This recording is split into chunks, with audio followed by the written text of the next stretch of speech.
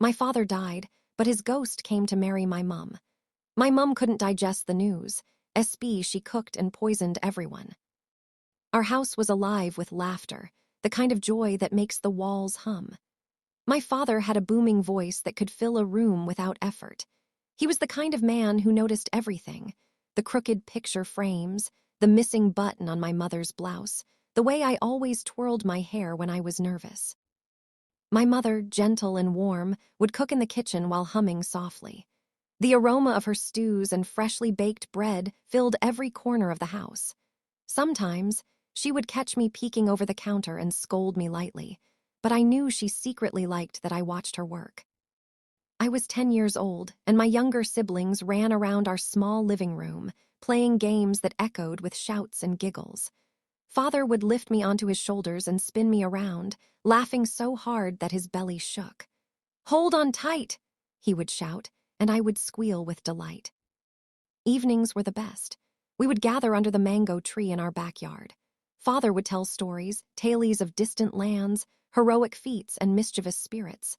I remember one story about a clever trickster who outwitted a ghost. I begged him to tell it again and again.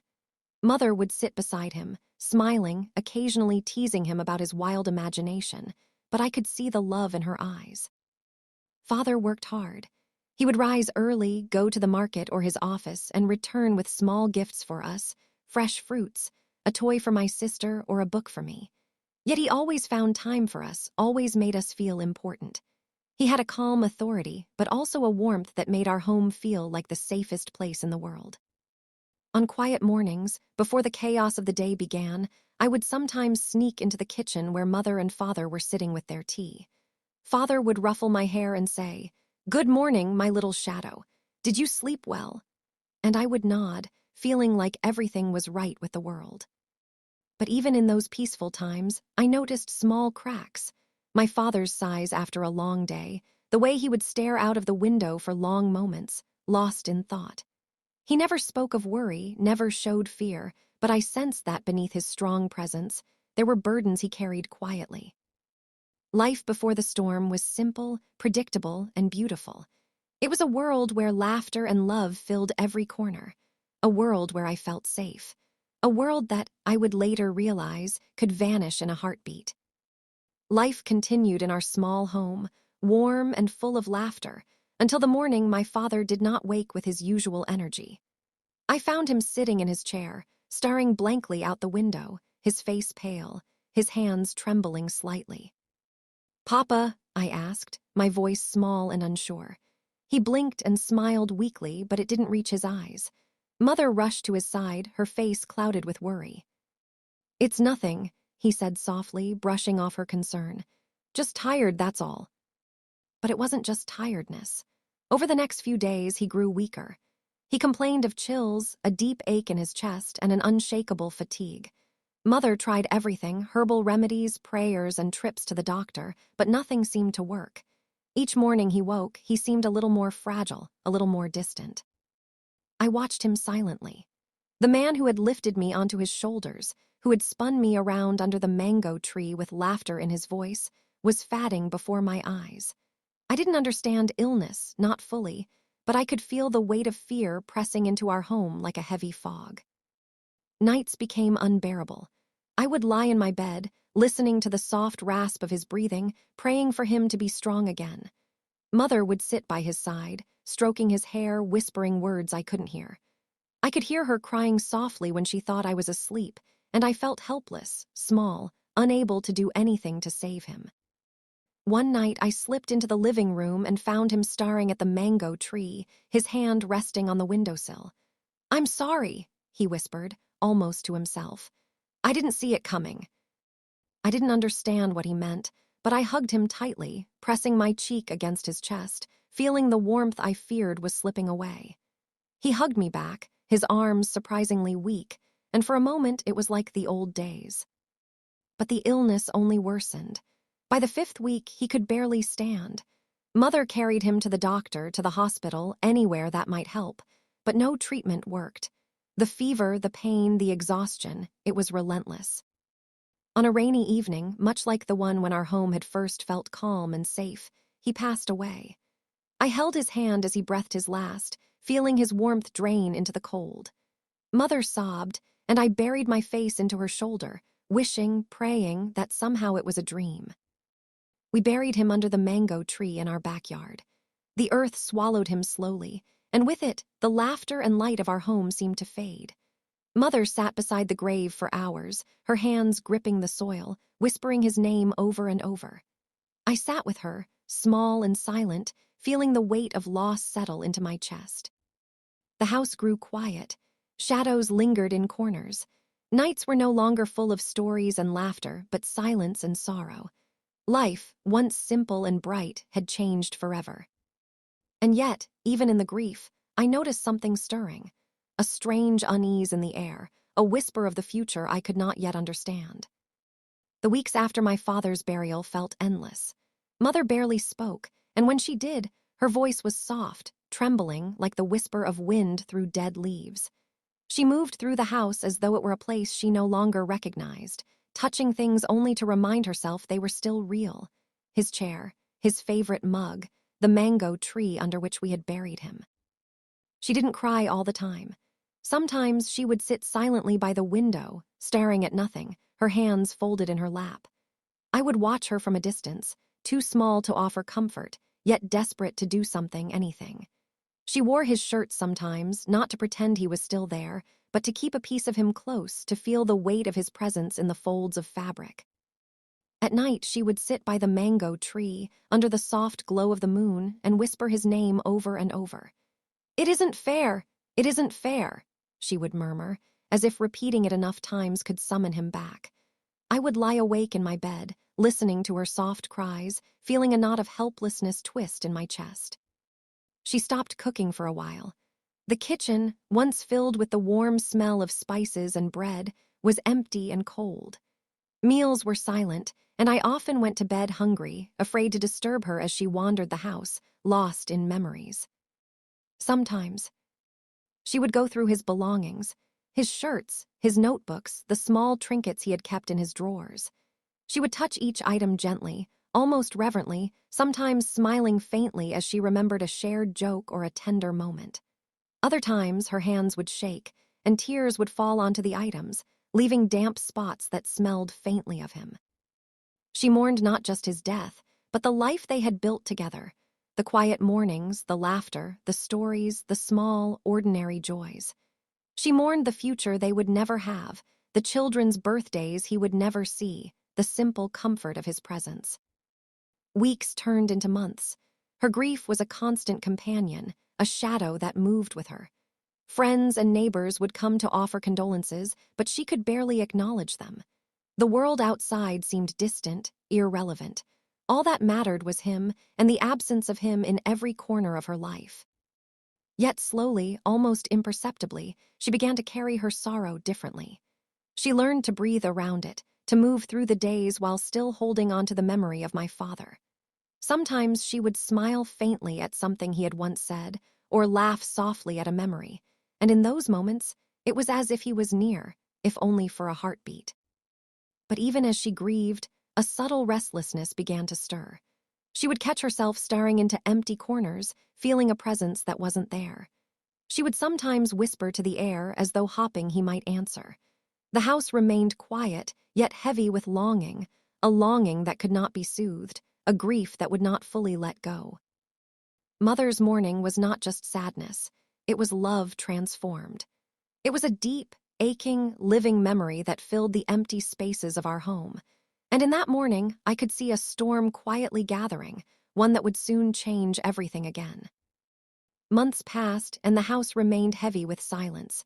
Mother's mourning had settled into a quiet, almost ghostly rhythm. She no longer cried openly, but a deep sadness clung to her, a constant ache in her chest. She would move from room to room as if searching for something lost, her husband, his laughter, the warmth of his presence. She rarely left the house. Occasionally, she would wander into town, but only to buy groceries or run errands, her eyes distant, her movements slow. People would greet her, offer kind words, but she nodded politely without truly hearing them. The world outside seemed distant, a pale shadow compared to the life she had shared with my father. At home, she filled her days with quiet rituals. She would sit by the mango tree for hours, speaking softly to the soil where he lay buried. "I can't see you, I can't touch you, but I feel you," she whispered, her voice trembling. She would water the plants he had loved, arrange his favorite flowers in vases, and sometimes she would set his chair at the dining table as if waiting for him to return. Her longing grew like a living thing. Nights became the hardest. She would sit awake long after the rest of us had fallen asleep, staring at the shadows in the corners of the room. She would whisper his name, as if saying it enough times could bring him back.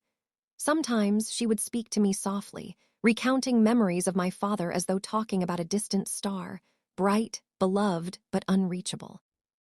I began to notice subtle changes in her. She seemed to see things I could not, pausing as though listening to whispers I could not hear. She would startle at a sound that never came or smile faintly at empty air, as if someone invisible had entered the room. Her grief was turning into something else, a restless yearning, a need to fill the emptiness left behind. The townspeople began to notice her transformation. "She's still grieving," they would say, nodding knowingly. "But there's a fire in her eyes now, a longing that nothing can soothe." And it was true. Mother's love had not faded. It had sharpened, intensified, becoming almost tangible, a force that seemed to pull at the edges of reality itself. It was during one of these hollow days that the stranger appeared. At first, he was just a passing figure, a traveler resting in town, polite and quiet. But he lingered near our home, speaking with my mother, noticing the sadness in her eyes, offering words that seemed to understand her pain in a way no one else could. She was drawn to him, almost unwillingly, as if her heart, aching and desperate, recognized him before her mind could. I watched her from a distance, unsure whether to feel hope or fear. There was a strange comfort in his presence, a sense that the loneliness might lift, even just a little. Yet beneath it all, I felt a subtle unease. There was something in the way he watched her, the way he seemed to know her thoughts, the faint shadow in his eyes that made my stomach tighten.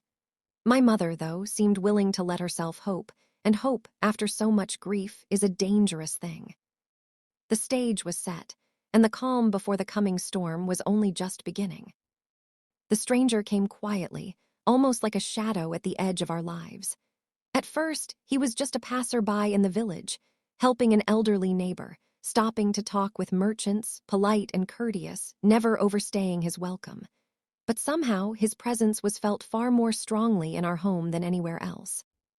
Mother noticed him first. She would catch glimpses of him from the kitchen window, standing by the well, adjusting his coat against the chill of evening, his eyes scanning the horizon as if searching for something or someone. And then he began to speak to her, first with casual words, small talk about the town, the weather, the market. But the words quickly turned personal. He asked about her days, her memories, even her grief. He listened in a way that felt intimate, as if he could see the ache in her chest and understand it completely. "You've carried so much pain," he said one afternoon as she tended the flowers by the mango tree. "I can see it in the way you move, the way you speak. You don't have to carry it alone." Mother looked up at him, startled. His words were simple, yet they cut straight to the part of her heart that ached for my father, the part that felt lost and hollow. She said nothing, only nodded, and something in her softened, a crack in the armor of grief she had built around herself.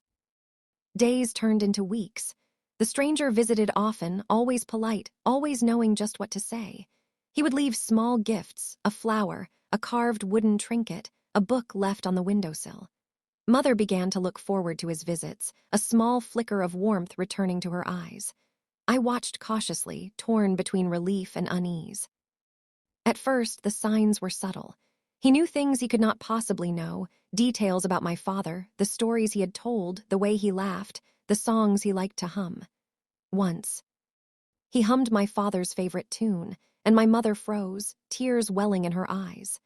She smiled faintly, but I saw the confusion in her, the flicker of unease she tried to hide.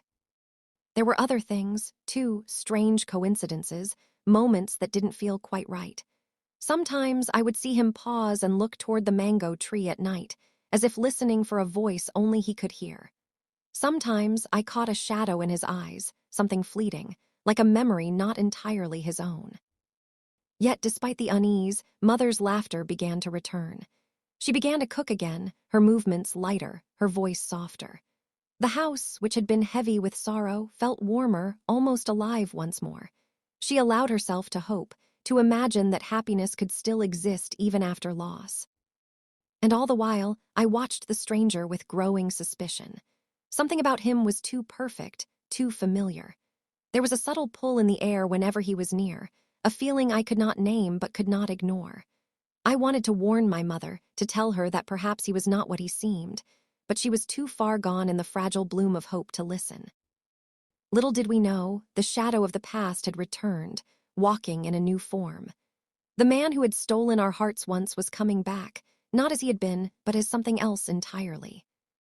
Days turned into weeks, and slowly, almost imperceptibly, the house began to feel alive again. Mother smiled more often, her laughter returning in small, delicate bursts that had been missing for months.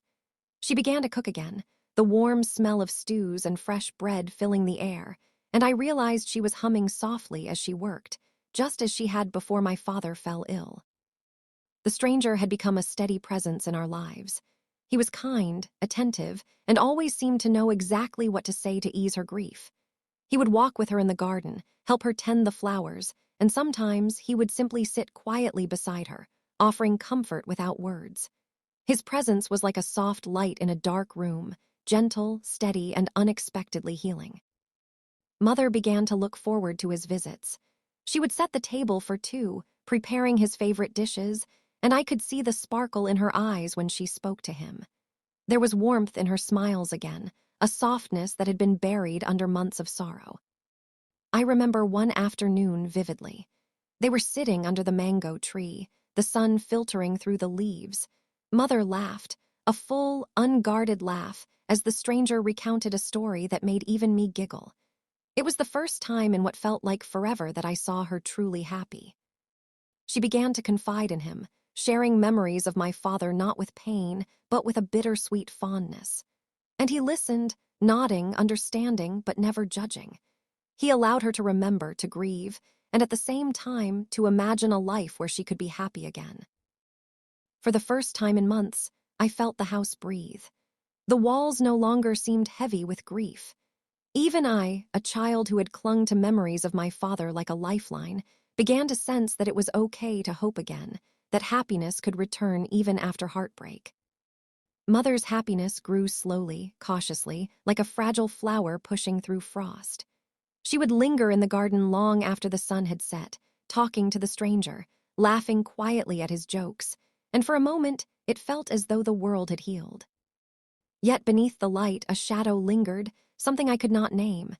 There was an unease I felt but could not voice. The stranger was perfect, too perfect, his presence almost too comforting, almost too familiar. But for now I stayed silent, watching as my mother allowed herself to hope again. It was in this fragile, delicate happiness that the stage was set for what was to come. The peace we felt was temporary, like a calm before a storm we could not yet see. Mother's happiness returned quietly, like a soft candle flickering in the dark. She laughed again, cooked again, and even began tending the garden with care, her hands brushing over flowers as though coaxing life back into them. The house, once heavy with grief, seemed lighter.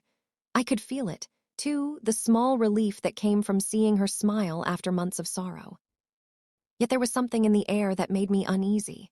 It was subtle, a shadow that didn't belong, a chill that lingered even when the sun poured through the windows. Sometimes I would see my mother glance toward empty corners, as though sensing someone watching her. She would smile, shake her head, and carry on, but I could see the quickening of her breath, the tension in her shoulders. The stranger remained constant, his presence comforting and gentle. He walked with her through the garden, spoke softly, made her laugh. And yet, even in his charm, there were moments that made my stomach twist. His eyes sometimes seemed too knowing, lingering just a moment too long, as if he understood more than he should. Sometimes I would catch him staring at her with a strange intensity, one that went beyond admiration or care. I wanted to warn her, to tell her that something about him wasn't right, but she was so happy, so alive in his company, that I dared not disturb her. I watched quietly, holding my unease like a secret weight in my chest. At night, the house was still, but not empty. The wind seemed to whisper through the cracks in the walls, carrying faint sounds of footsteps or soft murmurs.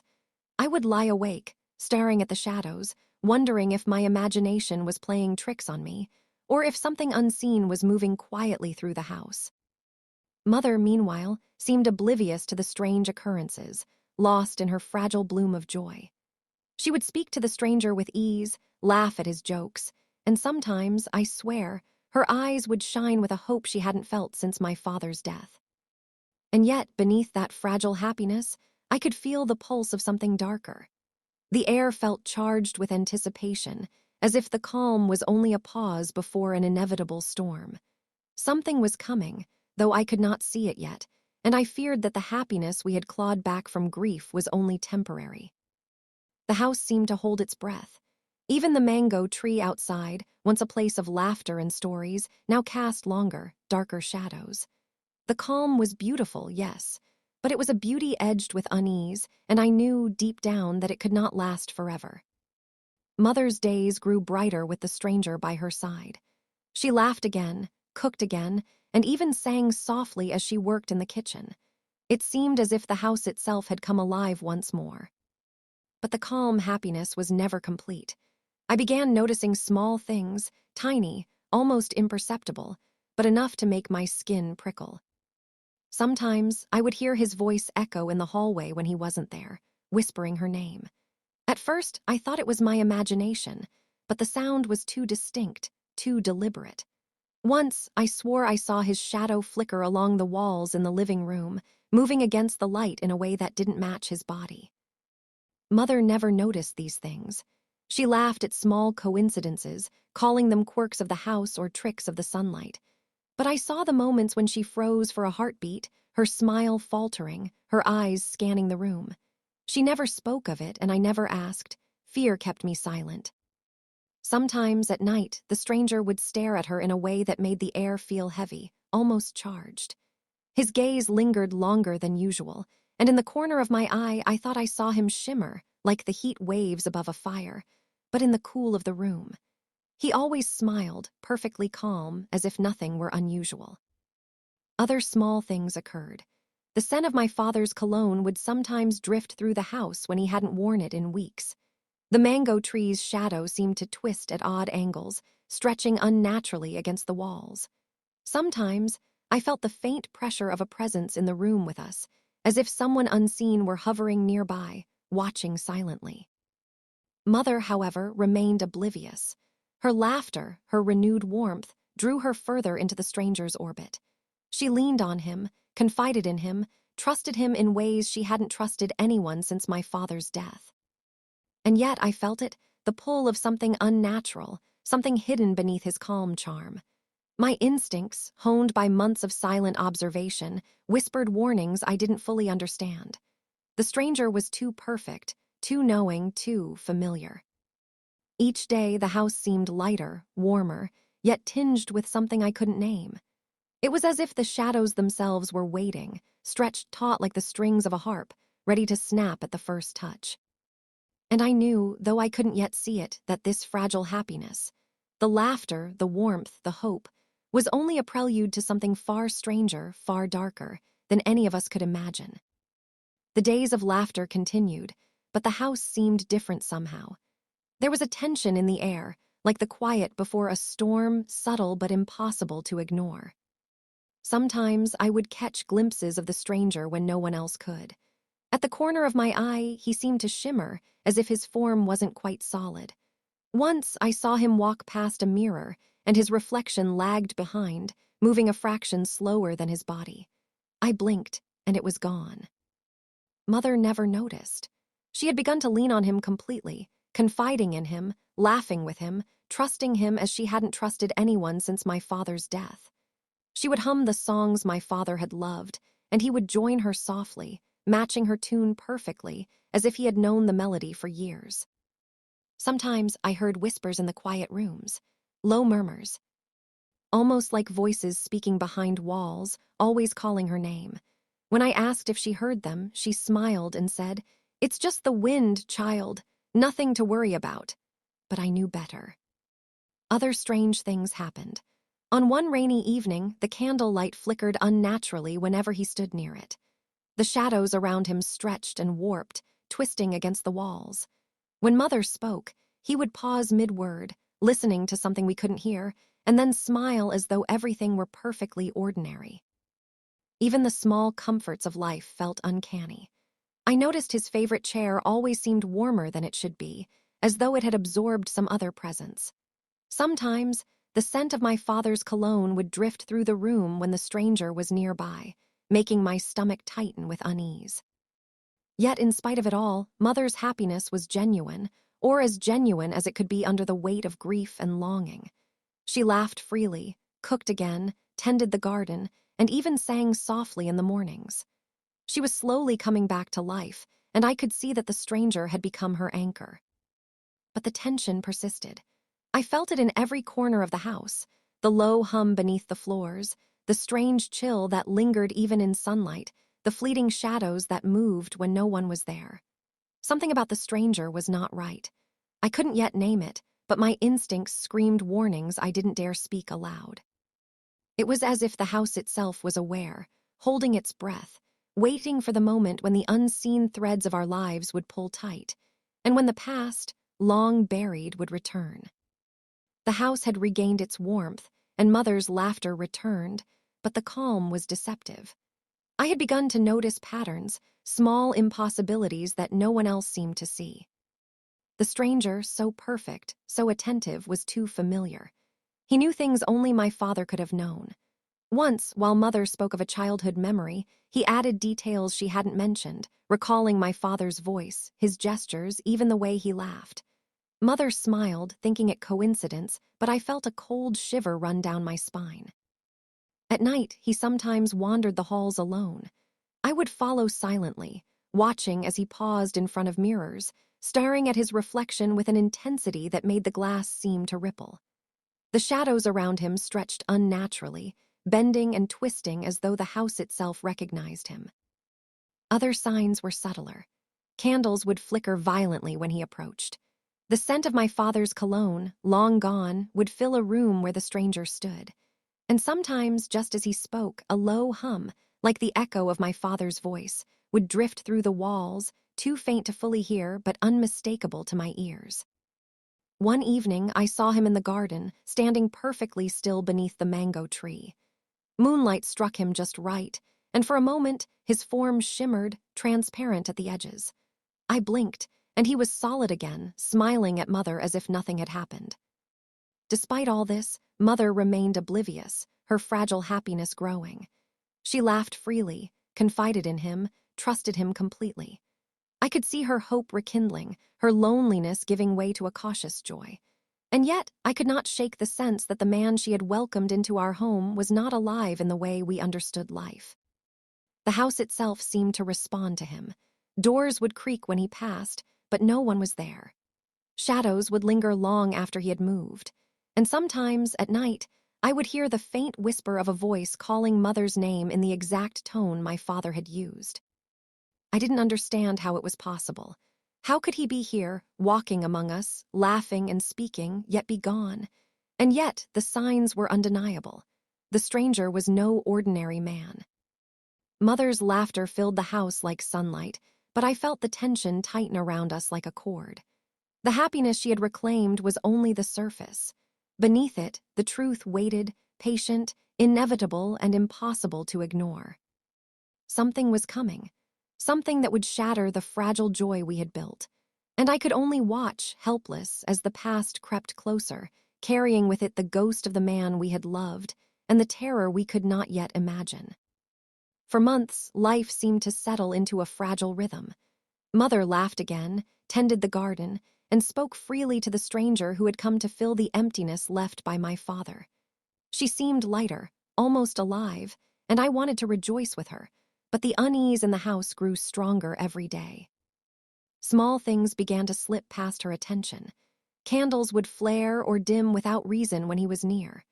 The mango tree's shadow would stretch unnaturally, elongating across the walls as if reaching for something or someone.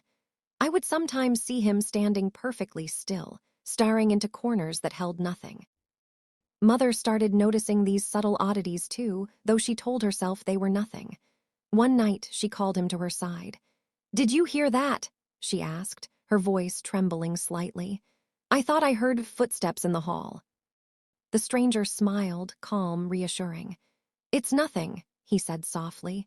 "The house is old, it makes noises. There's nothing to worry about." But the reassurance did little to calm her. She felt it too, the pull of something unseen, a presence that made the hair on the back of her neck stand up. Sometimes she would pause mid-step, sensing that someone or something was watching. Yet every time she turned to look, there was nothing but empty air. Other incidents followed. A chair would rock on its own when he left the room. A mirror would fog inexplicably, leaving behind the faint imprint of a hand that wasn't hers. And once, she woke in the middle of the night to find him standing at the foot of her bed, staring at her silently, his eyes reflecting a strange light that made her blood run cold. Despite these moments, she clung to the happiness he had brought her. His laughter, his gentle words, the care he showed, it was intoxicating. She wanted to believe in him, to believe in life again. And yet, the tension in the air grew heavier with each passing day, like the calm before a storm she could feel but could not name. I watched her closely, noticing the flicker of doubt in her eyes, the way she sometimes shook her head as if to dispel a shadow only she could sense. She was beginning to realize that the world had shifted, that something was not as it seemed, but she didn't yet understand the full truth. And slowly the pieces were aligning. The stranger's knowledge of my father, the odd movements, the whispers, the shadows, everything pointed to a secret she was not yet ready to confront. The house held its breath, and so did I, waiting for the moment when the invisible veil between life and death would finally lift, revealing the impossible truth beneath. Mother's happiness had grown into a fragile bloom, but shadows were creeping into it. She began noticing small inconsistencies, tiny moments that didn't fit the world she thought she knew. It started with familiar phrases. The stranger would sometimes speak of things only my father could have known, a joke he once made, a song he had hummed, or the way he preferred the mango tree's shade in the afternoon. At first, she laughed it off. "He just pays attention," she told herself, shaking her head. "That's all." But the coincidences multiplied. One evening, as she prepared dinner, he paused mid-step, looking toward the empty hallway. "Do you hear that?" he asked softly, his voice low, almost reverent. Mother froze. A soft tapping echoed through the house, footsteps packing just outside the kitchen. "There's no one there," she said, trying to calm herself. "Yes," he replied, smiling faintly. But the smile didn't reach his eyes. That night, she dreamt of my father, not the man she had lost, but the ghostly echo of him, standing silent, staring, waiting. More signs appeared. Mirrors fogged even when the air was dry, leaving behind faint handprints that vanished when touched. Candles flickered violently in his presence, and sometimes the air would chill suddenly, no matter how warm the room was. Mother could no longer dismiss these things as tricks of the mind. The strangest moment came one afternoon in the garden. She was arranging flowers under the mango tree when she noticed the stranger staring at the soil where my father was buried. The shadow of the tree stretched toward him unnaturally, almost as if it recognized him. She felt a shiver of unease, a whisper of a truth she could not yet name. And then the faintest sound, a whisper of my father's voice, floated through the air, calling her name in the tone she had not heard since the day he died. She spun around, heart racing, but no one was there. Her eyes found the stranger, standing perfectly still, his smile calm and knowing. Mother felt the first real crack in her illusion. Something about him was not right. He was familiar, too familiar, his mannerisms, his voice, his gaze. Her heart recognized a presence it should never have encountered again. She wanted to run, to call him out, to demand answers. But part of her, desperate to hold on to hope, clung to him. The mind wants what the heart cannot have, and she wanted to believe in the happiness he had brought her. Yet the house seemed to pulse around her, alive with unseen energy. The shadows lingered longer than they should. The whispers returned more clearly. And for the first time, Mother sensed a truth she could not yet fully comprehend. The man she had welcomed back into her life was not entirely of this world. The stage was set. The fragile joy of recovery teetered on the edge of revelation, and the past, the impossible, ghostly past, was ready to claim its place among the living once more. Mother's days continued in a delicate balance between joy and unease. She laughed, tended the garden, and cooked with care, yet sometimes her eyes lingered on empty corners a moment too long. The stranger sat nearby, always attentive, always calm, and yet there was a subtle tension in the air she couldn't explain. Small things continued to happen, just enough to unsettle the edges of reality. At night, she would hear soft footsteps packing the hallway, even when the stranger slept. Sometimes, she would find a chair moved slightly from where she had left it, or a book open to a page she had never read aloud. I watched from the shadows, noticing how she stiffened at these moments but forced herself to smile. She wanted to believe in the normalcy, in the happiness that had returned. And the stranger, ever patient, ever gentle, seemed to understand this unspoken need, never pressing too hard, never revealing what he knew. The house itself seemed to respond to him. Shadows stretched longer, corners held an unnatural chill, and the faint scent of my father's cologne drifted unpredictably through rooms where no one had been. Mother noticed the faint details, felt the tremors of unease, but her desire for happiness kept her tethered to him. Some evenings, she would pause in the garden, looking toward the mango tree with a mixture of nostalgia and longing. "It's like he's here with us again," she murmured, almost to herself. And in the silence that followed, I could feel the house holding its breath, as if waiting for the moment when the truth would finally surface. Even I, young and silent, felt the tension coil around the walls of our home. The stranger was familiar, comforting, yet wrong, too perfect, too knowing. And though Mother could not see it, the signs were growing stronger, whispering secrets in the corners of rooms, in the flicker of shadows, in the weight of the air itself. The calm was beautiful, yes, but brittle. Every laugh, every touch, every soft word of comfort carried an undercurrent of something unseen. And beneath it all, I could feel the pulse of the past, restless and patient, preparing to step forward when least expected. The house had grown warmer with Mother's renewed happiness, yet the air carried a subtle unease. It was the kind of tension that crept in slowly, unnoticed until it was undeniable. Shadows lingered just a little too long, corners held shapes that dissolved when she looked directly at them, and the wind seemed to whisper faintly through the cracks in the walls. The stranger remained calm, polite, attentive, but the smallest details betrayed him. He sometimes paused mid-conversation, listening as if hearing something we could not. His eyes would widen for a split second when he glanced toward empty rooms, then soften again, as if nothing had happened. I began noticing the patterns. Doors would open slightly when he wasn't near them. Footsteps echoed where no one walked. The scent of my father's cologne sometimes drifted past us, faint but unmistakable, lingering far longer than any perfume or soap could. Mother noticed small oddities too, a chill in the room, a flickering candle, a soft creak in the floor. But she always laughed nervously, blaming the house's age, the wind, or her imagination. There were moments that chilled me.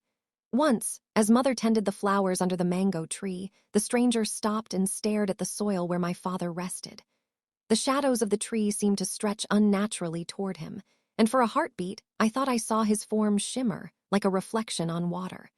When Mother turned to speak to him, he smiled normally, and everything appeared ordinary again, but I knew it was.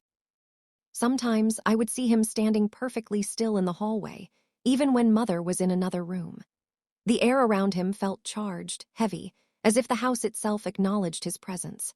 And sometimes, in the quietest hours of the night, I heard faint whispers of my father's voice, calling Mother's name, just soft enough to make my heart pound. Mother's joy had returned, but it existed alongside unease she could not name. She trusted the stranger completely, believing him to be a kind, understanding companion. Yet the subtle signs accumulated, like tiny threads pulling at the edges of reality. I felt the tension coil tighter with every passing day. The stranger's perfection, his knowledge of my father, and the faint, inexplicable phenomena around him were too consistent, too deliberate. Something was coming, something that would shatter the delicate happiness we clung to, and I could only wait, watching the shadows deepen. Mother's days were bright and full of laughter, but the house was slowly betraying a secret it could no longer hide. The subtle oddities became harder to ignore. Shadows moved against the light in ways that made no sense. Doors creaked open and closed on their own. Sometimes, the scent of my father's cologne wafted through rooms when no one had been there. The stranger remained calm, smiling, gentle, but the patterns were undeniable. He seemed to appear in places before Mother even noticed him. He knew things no one outside our family could possibly know.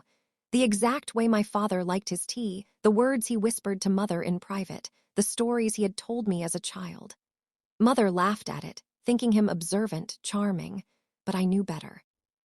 One evening, as Mother hung clothes to dry in the backyard, the stranger stood beneath the mango tree. The sun set behind him, and for a fleeting moment his form seemed translucent, flickering like a reflection on water. Mother didn't see it. She was busy smiling, humming a tune, but I froze, my heart pounding in terror. At night, the phenomena grew stronger. Candles flared and dimmed at his approach, mirrors fogged with handprints that weren't ours, and the house would hum faintly, a low vibration that made the floorboards tremble. And always there were the whispers, soft, insistent, echoing my father's voice, calling Mother's name in tones I had not heard since his death. I wanted to warn her, but I couldn't. She was too happy, too fragile, clinging to the hope the stranger had brought. The smallest word of doubt would shatter her, and yet the signs could no longer be ignored. One afternoon, Mother asked him a question about the past, something trivial, a story she thought only she and my father had shared. He answered with exact detail, including gestures and phrases that only my father could have used. Mother smiled, astonished at his memory, but I felt the icy grip of fear tighten around my chest. The house itself seemed to acknowledge him. Shadows bent toward him unnaturally. The air grew heavier whenever he entered a room, and always, just beneath the surface, there was the faint pulse of something alive and unseen, a presence that didn't belong to the world of the living. Mother's laughter continued, her joy blooming like fragile flowers, but it was tinged with a faint unease she couldn't name. She trusted him completely, but I knew the truth, though she could not yet see it. The past had returned, walking in new form, and the house held its breath for the moment when the illusion would shatter. Mother's happiness had grown, but the house was no longer willing to hide the truth. It began with small, undeniable moments, ones that even she could no longer dismiss. One evening, as she was preparing dinner, the stranger stood near the kitchen doorway. The light from the setting sun struck him just right, and for a brief, heart-stopping moment, his form shimmered. It was subtle, almost like heat waves over asphalt, but Mother froze mid-step, sensing something odd. Then it happened. She reached for a glass on the counter, and it lifted from her hand without anyone touching it. It hovered there for a heartbeat, suspended in midair, before sliding gently onto the table as if guided by invisible fingers. Her eyes widened, her hand trembling. I must be imagining it," she whispered, more to herself than to him. But she wasn't imagining it. That night, as she tried to sleep, she felt the weight of a presence in the room. The stranger sat quietly in the corner, and the faintest whisper of a voice, soft, familiar, unmistakable, floated across the room. "Darling, I'm here." Mother froze, her heart hammered in her chest. The voice, the tone, the cadence was that of my father. She swung the blanket around her shoulders and peered into the darkness, her eyes wide with disbelief. But when she turned on the lamp, he sat there calmly, smiling gently, no trace of mischief, no hint of a lie. Her mind raced. It couldn't be him. My father was gone, dead, buried. Yet every sign, the whispers, the hovering glass, the shimmer in his form, was undeniable. I don't understand," she murmured, her voice trembling. How is this possible?" The stranger only smiled, calm and knowing, yet there was a glimmer in his eyes that spoke more than words ever could. A truth hovered behind that gentle expression, one her mind could not yet fully grasp. The house felt alive around them. Shadows moved strangely along the walls. The mango tree outside cast long, twisting shapes across the floor, as if reaching toward him. Mother felt a pull in her chest, part fear, part longing, and for the first time she sensed the impossible. The man she thought she had lost had somehow returned. And in that instant, the fragile joy she had clung to teetered on the edge of revelation. The days after the first undeniable signs were tense and heavy. Mother moved through the house cautiously, her laughter still present, but tinged with a new wariness. She had begun to notice things that could no longer be explained away as coincidence. Sometimes, the stranger would recite stories she thought were private memories, recounting moments that only she and my father had shared. He would hum my father's favorite tunes perfectly, mimicking gestures and expressions that she knew intimately. At first, she brushed it off as uncanny familiarity, but the sense of familiarity began to twist into something else, a creeping suspicion she could not ignore. One night, as she walked through the dimly lit hallway, she saw him standing beneath the mango tree's shadow. The moonlight caught him in such a way that for a fleeting second, his form seemed to shimmer and flicker, transparent at the edges, like smoke curling into the night. Mother froze, her breath catching in her throat. "You," she whispered, her voice barely audible. You can't be him. You're." He smiled, calm and reassuring, but there was a weight in his eyes, something ancient and knowing. "I am here," he said softly. "I've never left." Her heart pounded. The truth clawed at the edges of her mind. The voice, the mannerisms, the knowledge of her private memories, the impossible phenomena surrounding him, pieces fell together into a terrible, undeniable picture. She stumbled backward, her hands shaking. It can't be," she whispered to herself. Her mind screamed, and yet a part of her, a part steeped in longing and grief, yearned to believe that it was true, that her husband had returned to her. The whispers returned that night, clearer than before. "Darling, I am here, always."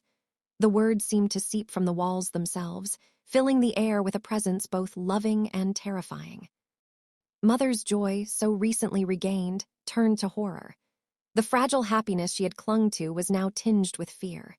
She realized with a cold shock that the man she had welcomed into her home, the one who had brought her laughter and comfort, was not merely kind and familiar. He was impossible, a being caught between life and death. She wanted to scream, to run, to banish him, but a part of her could not. A part of her longed for the warmth she had felt in his presence, the comfort she had nearly forgotten. Her heart ached with grief, longing, and fear, twisting together into a storm she could neither name nor escape.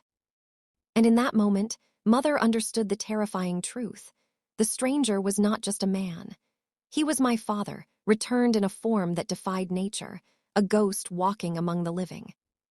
The house held its breath. Shadows curled closer. And for the first time, she realized that the fragile thread of her sanity and happiness was in imminent danger. The realization shattered her world. The man she had believed was a comforting stranger, the one who had rekindled laughter and hope, was not merely uncanny or familiar. He was my father, returned from death, walking in a form that defied life itself. Days became a blur of fear and longing. Mother wandered through the house like a ghost herself, her hands trembling as she touched walls, furniture, anything to anchor herself to reality. She could no longer sleep. At night, the whispers grew louder, circling her like vultures, repeating my father's voice in tones both tender and sinister.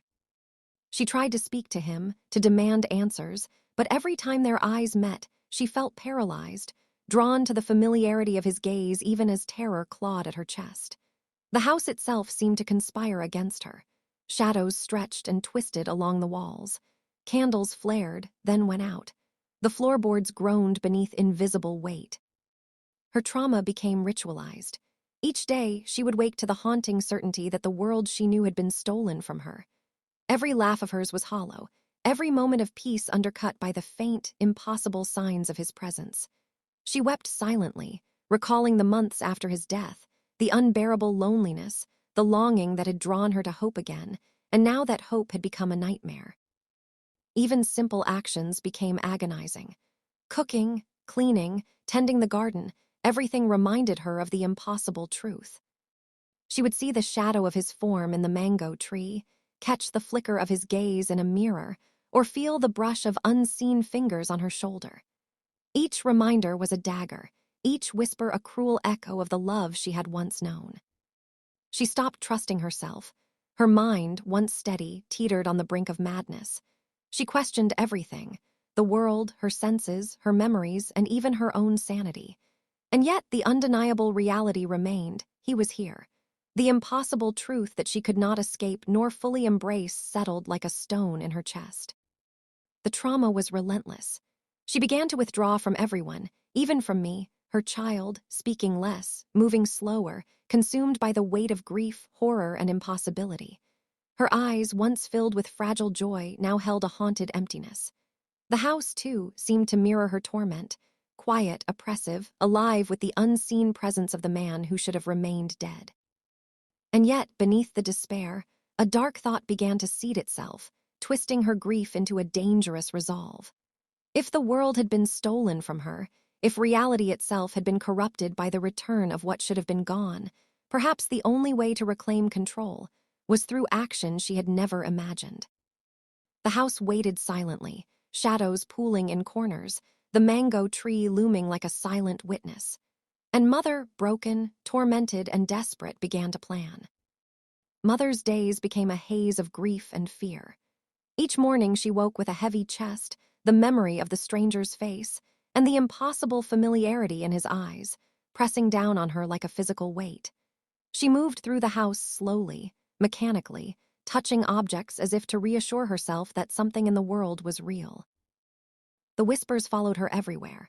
At first, she tried to ignore them, blaming the wind, the creaking floorboards, or her imagination. But they were persistent. Soft, insistent, echoing my father's voice, sometimes calling her name tenderly, sometimes with a sharp, accusing tone that made her flinch. She would clutch her chest and sink to the floor, shaking, tears streaming down her face, and yet they never stopped. Her grief, once a quiet companion, became a tormentor. Memories of my father, his laugh, the warmth of his hand, the stories he told, haunted her relentlessly. She could see him everywhere, in the glint of a spoon, in the shadows of the mango tree, in the flicker of candlelight. Every reminder tore at her heart, blending sorrow, longing, and fear into an unrelenting storm. Even mundane tasks became impossible. Cooking, cleaning, tending the garden, each act was a reminder that the life she had once known was gone. She would pause mid-step, frozen, sensing a presence just behind her. Sometimes she would turn, expecting to see a shadow, only to find the room empty, but the chill in the air confirmed her fear. She spoke less and less, even to me.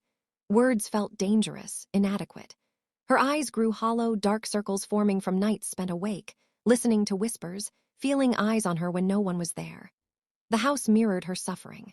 Shadows clung to corners, floorboards groaned under invisible weight, and the mango tree outside seemed to stretch its branches in unnatural angles, casting twisting shapes across the walls. Her nights were the worst. Sleep became impossible. Every creak, every whisper, every flicker of movement kept her heart racing. Sometimes she would see a shimmer in the corner of her eye, a fleeting form that vanished when she looked directly. She knew it was him. She didn't know how, but she felt it in her bones. Days blurred into nights, nights into endless hours of terror and longing. The trauma consumed her, wrapping her in a cocoon of despair, fear, and impossible hope. And in that cocoon, a seed of something darker began to grow, a desperate need to regain control over the life that had been stolen from her, to confront the impossible presence that defied both reason and death. The house waited silently, shadows pooling in corners, the wind whispering faintly through cracks in the walls. And Mother, broken and haunted, was left alone with the unbearable weight of a truth she could barely comprehend. Mother's days stretched endlessly, each one heavier than the last. She wandered through the house like a shadow of herself, her eyes darting at every corner, every flicker of movement. Even familiar rooms felt alien, as if the house had transformed into a labyrinth designed to trap her mind. The whispers became a constant presence, circling her relentlessly. Sometimes they were soft and tender, echoing my father's voice, luring her with memory and longing.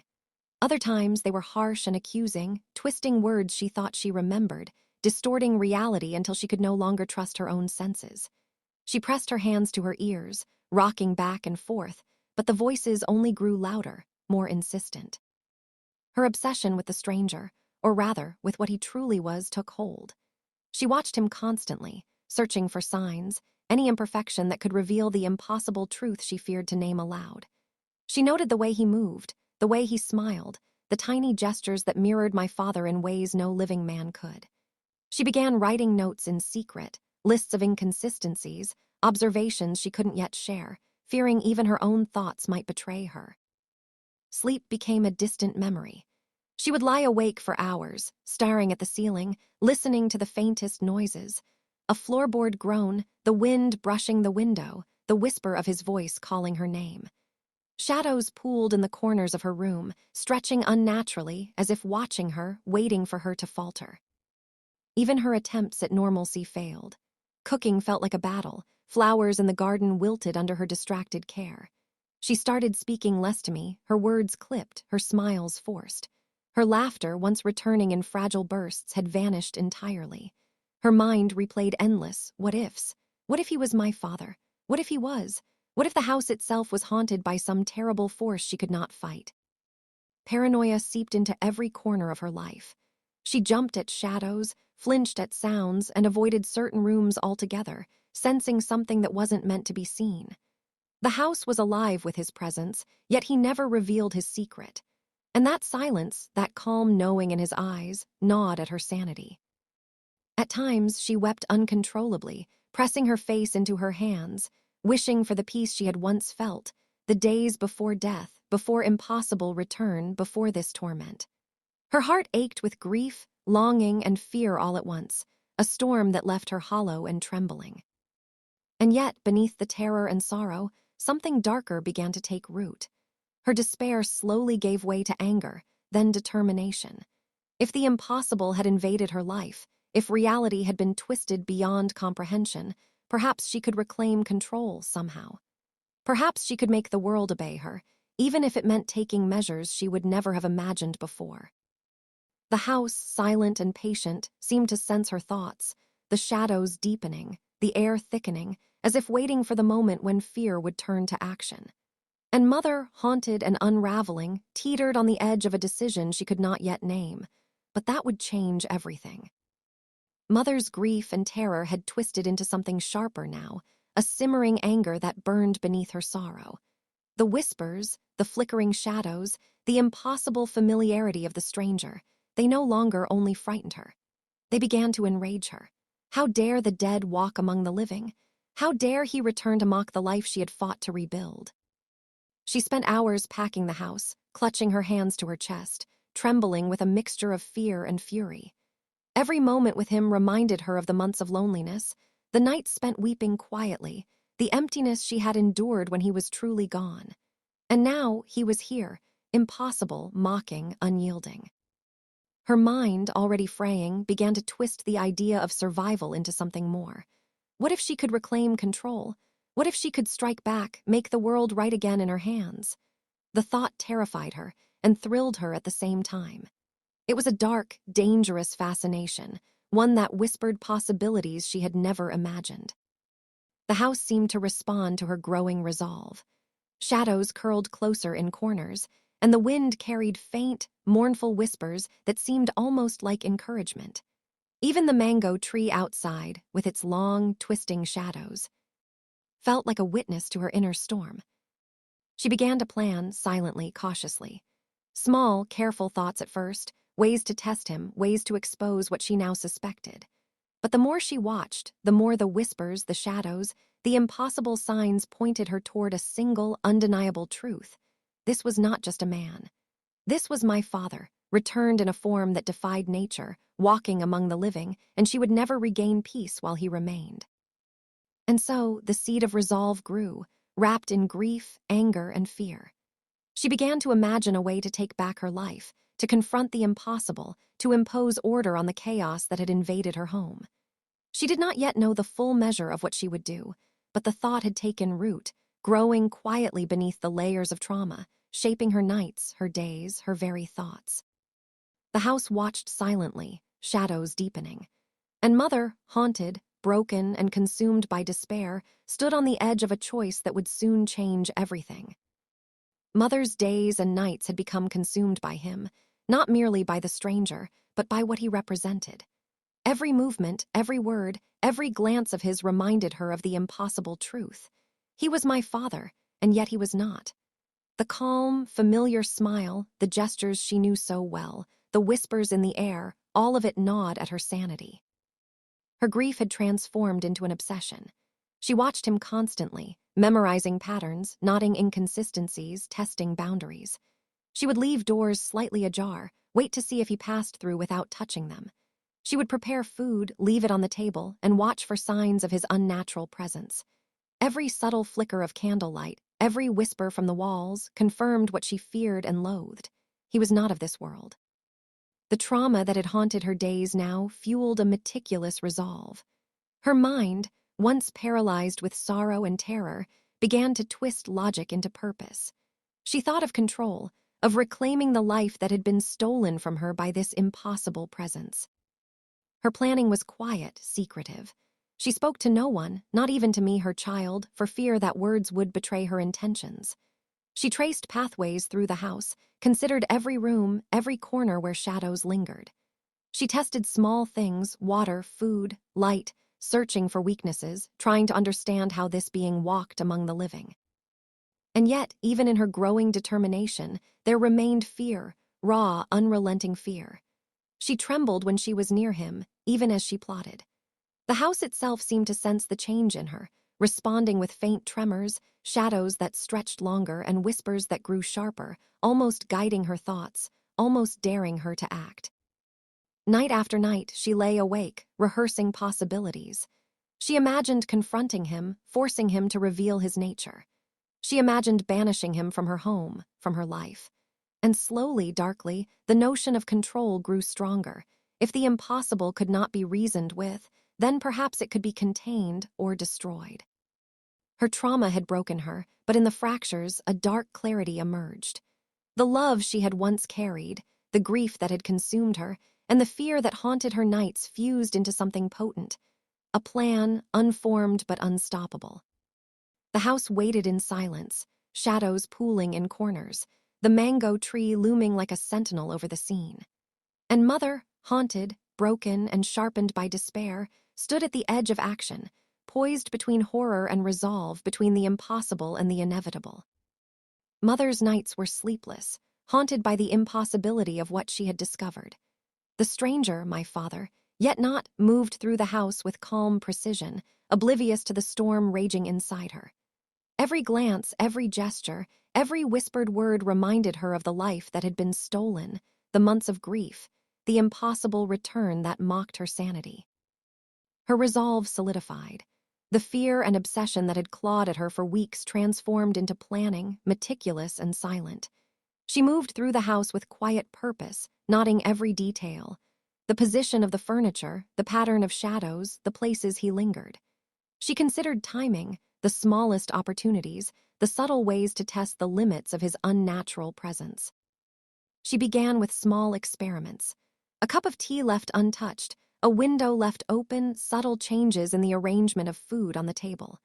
She watched him closely, studying the reactions, the faint shimmer of his form, the way shadows bent around him. Every detail was recorded in her mind, a map of control she had never before needed. Her trauma fueled precision. The grief that had once immobilized her became a weapon of thought, sharpening her senses, heightening awareness. She noticed the smallest anomalies, the flicker of candlelight when he entered a room, the faint chill in the air that accompanied him, the whisper of his voice echoing through walls. Each sign confirmed the impossible truth and strengthened her determination. By day, she moved carefully, tending the garden, cooking, performing the routines of normal life. But at night, the house became her domain of planning. She whispered to herself, rehearsing steps, imagining outcomes, calculating the best way to regain control over a world turned upside down. And always the fear lingered. She trembled at his presence, even as she plotted, knowing that the man she loved and lost, and now feared, was no ordinary being. The trauma that had once crushed her now fused with anger and desperate ingenuity. In the silent hours, she allowed herself a thought she had never dared before. If the impossible could not be reasoned with, if it mocked her grief and defied the laws of life, perhaps only an act of her own hand could restore balance. The house waited in hushed anticipation. Shadows pooled in corners, the mango tree outside swayed as though sensing the dark determination building within her. Mother, haunted, tormented, and sharpened by despair, stood at the precipice. She was ready to act. Her resolve hardened into a cold, clear thing. The house had become a ledger of betrayals. Each whisper, each candle that guttered in his presence, each time the scent of his old cologne wound through a room, entries in a book she could no longer ignore. Grief had forged her, fear had sharpened her, and now anger tempered her into purpose. She stopped pretending to be distracted. Where before she had moved through chores like someone sleepwalking, now she moved with intention. Her hands were steady again, steadier than they'd been since the funeral. She rehearsed words in her head she could never say aloud. She folded napkins, set plates, and watched the way his shadow pooled in corners. She mapped the rhythms of the house, who came and when, the neighbors who would be flattered into staying, the small town habits she could use. But she never spoke of what she was thinking. Not to me, not to anyone. Those plans lived only in the small notebook she hid beneath the loose floorboard near the pantry. Lists of names, times, trivial details meant to look like the ramblings of a woman trying to keep hold of normalcy. The notebook was not a manual. It was a slow drumbeat of will. Her preparation was a ritual, secret and mundane, meals reheated, extra blankets set aside, the house polished until the light looked friendlier. She practiced smiling while her eyes burned. She invited people she trusted, old friends, neighbors, relatives, people who loved her and who would, she told herself, see the truth if truth needed showing. At night she would sit by the mango tree and whisper at the place where he lay buried, both pleading and cursing. Sometimes she pressed her forehead to the cold earth and sobbed until the stars blurred. Other times she stood very still and listened, trying to convince herself that if the world had shifted this far, then an extreme act might be the only way to restore balance. She refused to let pity rule her. That had been the fault of the months after the funeral. Pity made her weak, made her accept hollow comforts. She would not be pitied again. The day she sent the invitations, the sun cut through the morning like a blade. She dressed carefully, no mourning, no show of the inner war she carried, just a dress the color of warm tea, hair pinned back, face made gentle. When she walked through the town announcing a small celebration, her neighbors smiled and clucked with happiness. "For a new life," she told them, and the phrase nestled into their warm, provincial imaginations. They came because they loved her. They came because the stranger's charm had given them relief as well. He was courteous, generous, every neighbor's idea of a good man. They came with dishes, with gossip, with the easy kindness of people who wanted to be part of another family's happiness. I set the table with hands that trembled but did not falter. Candles were lit. The table groaned with food and color. Laughter moved around it like a flock of birds. Glasses rose in toasts, small speeches about second chances, new beginnings, and the sweetness of life that endures. My mother sat at the head of the table with a calm so complete it was almost regal. On her face was a peace I had not seen in months, and inside that peace sat the thing she had become, a woman who had decided the world must be righted, no matter the cost. The stranger, him, was there, smiling that soft, familiar smile. He reached for her hand and she did not pull away. For a breath, the room leaned into memory. The soft cadence of old jokes, the ease of two people who had once known everything about each other. Then she lifted her glass, and in that toast there was no bravado, only a small, private prayer for the impossible courage she needed. What happened next happened like a falling of the sky. Laughter snapped into coughing. Faces went from cheer to confusion to terror in a span of heartbeats. People clutched their mouths, some stumbled, some made for the door as if motion alone could outrun what was coming. The stranger's face twisted, not in cruelty, but in a confusion that looked almost like grief. He tried to speak, but his voice was small, brittle, swallowed by the sudden pandemonium. Chairs scraped, silverware clattered. Then a hush so complete it felt like the world holding its breath. I do not write the mechanics of what she did. What I will write is the shape of her hands as the light struck them, flat, steady, with a trembling I now recognize as something like absolution. She stood in the doorway and watched. Her face was wet with tears, and those tears shed not only sorrow but something purer, a terrible, quiet relief. Dawn found the house still. The feast had become a tableau, bowls half emptied, candles guttered low, the mango tree's shadow dipping long across the floor. The voices that had once filled these rooms were gone. Mother sat at the head of the table, fingers folded, eyes hollow as if every laugh had been bled from her. She did not gloat. There was no triumphant shout, no victory cry. Instead, there was a terrible, exhausted stillness. The thing she had done unspooled inside her like a rope cut, the terrible freedom of having acted, and the slow, dawning recognition of what she had become in doing so. Outside, the town would begin to murmur as people discovered absence and quiet. Inside, something like grief settled over what remained, a new, strange grief for the life she'd tried to reclaim by force. She held me that morning as if anchoring the last of her humanity. Her arms were unsteady. "We're alone," she whispered, and it was both a fact and a benediction. She had defended a life, yes, but at a cost no mind quickly forgives. The house never warmed the same way. The mango tree still dropped its fruit, and the light still found its way through the window. But shadows had learned how to sit, patient now, like listeners to a story that would not end. Sometimes at dusk I thought I heard a voice, soft, far away, call a name that once belonged to a husband, and in those moments a cold settled over us both.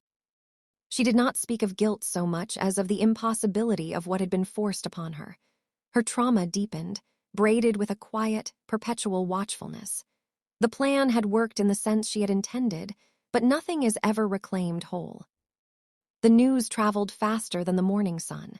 Neighbors came in small clusters, whispers spreading like wildfire through the town. Faces twisted with disbelief, horror, and accusation. Some shook their heads, refusing to believe the vibrant woman they had admired could commit such a thing. Others pressed lips together and whispered prayers for the lost souls and the living who remained. When they reached the house, the air was thick, heavy with the weight of what had occurred. The table sat still, remnants of the feast frozen in time. Candles had burnt low, their wax pooling like tears. Mother was at the head of the table, her face pale, eyes hollow, hands folded neatly before her. She did not greet them with words or explanation. She simply sat, a shadow of the woman they had once known, a figure of both grief and terrible resolve. Neighbors recoiled, their whispers rising in panic. Some gasped and pointed, others whispered prayers, crossing themselves or clutching the arms of loved ones. One of the elder women in the village fell to her knees, murmuring over the bodies as if the act itself could be undone by devotion. Mother remained silent, eyes fixed on the floor. She did not cry, did not scream. There was no defense in her stance, only a hollow, unflinching presence. It was as if the act she had committed had removed her from the world entirely, leaving behind only the shell of a woman haunted beyond words.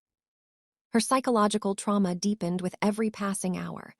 Memories of the months of grief, the impossible return, the whispers, and shadows replayed endlessly in her mind.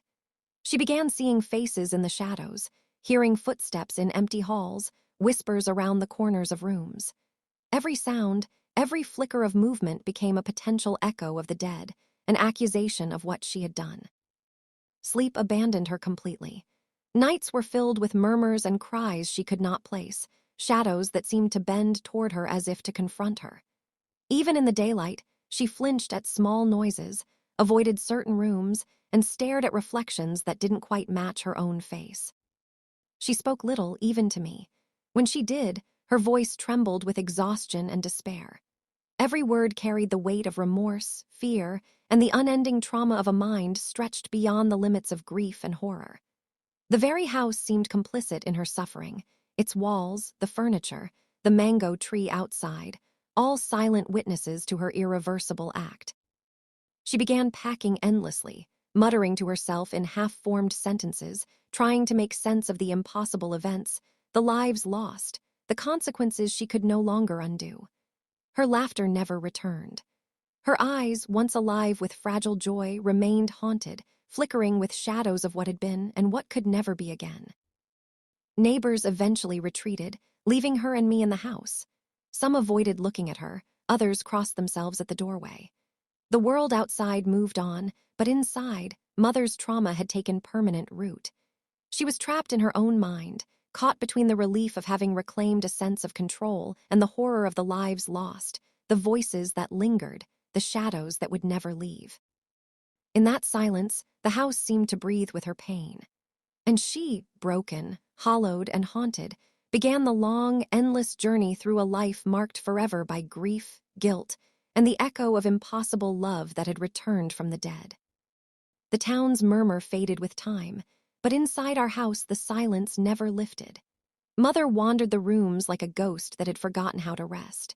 Her voice thinned to whispers, her hair lost its color, and her eyes, once sharp as flame, turned the gray of old smoke. I remember the last morning clearly. The light came through the windows like pale water, and the air smelled of rain. She brushed my hair with slow, trembling hands, humming the song she used to sing to Father long ago. Her smile was small, almost peaceful, and for the first time in months, she did not tremble. "Do you feel it?" she asked softly. "The house is tired, the world wants to sleep." She took my hand, and we walked toward the mango tree, the same place Father had been laid to rest. The leaves shivered as though recognizing us. She spread a cloth beneath the tree, set 2 cups beside us, and looked toward the horizon. Her voice was steady now, gentle. "Maybe love can't end. Maybe it only changes form." The wind grew quiet. The air thickened with that strange, waiting stillness that comes before a storm.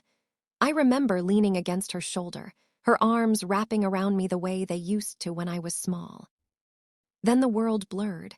The light dimmed. The scent of mango blossoms folded over us like a blanket, and everything went still. When neighbors found the house later, the table was cleared, the rooms swept, and the air carried a faint sweetness. Beneath the tree, 2 figures lay side by side, faces calm, as if asleep. The ground was soft where the roots met their hands. The villagers said the mother had finally joined her husband, that the family was together again, bound by love, by grief, and by the silence that followed them into eternity. And the mango tree, for years after, never stopped blooming. I remember waking in a light that was neither morning nor night. The air smelled of mango blossoms, soft and sweet, and the world felt still, like a breath held for a long time. I was no longer bound by fear, grief, or the weight of impossible choices. Mother was beside me, her hand warm in mine, though warmth now had a different meaning. She smiled, and I knew she no longer carried the terror that had haunted her days and nights. The shadows that had once whispered, that had twisted our home into a cage, now lingered only like gentle echoes, watching us with calm curiosity. We floated above the house, above the town, above the fields of mango trees that had been witnesses to our sorrow. The air was clear, the wind soft, and I felt something I had never known before. A quiet peace, a sense that our story, painful and terrifying as it had been, was finally complete. From this place, I could see the house below, silent and empty. The villagers whispered of us still, of the tragedy and the impossible love that had crossed the boundary of life and death. And I realized that even in their memories, even in the shadow of fear, we had endured. Mother squeezed my hand. "We are together," she said, "always." I nodded, and for the first time in what felt like forever, I laughed, a soft, airy sound that rippled like wind through the mango leaves. The world was quiet, but it was ours. And so, we stayed there, beyond the reach of sorrow, beyond the weight of fear, in the gentle, endless light where love had finally found its rest.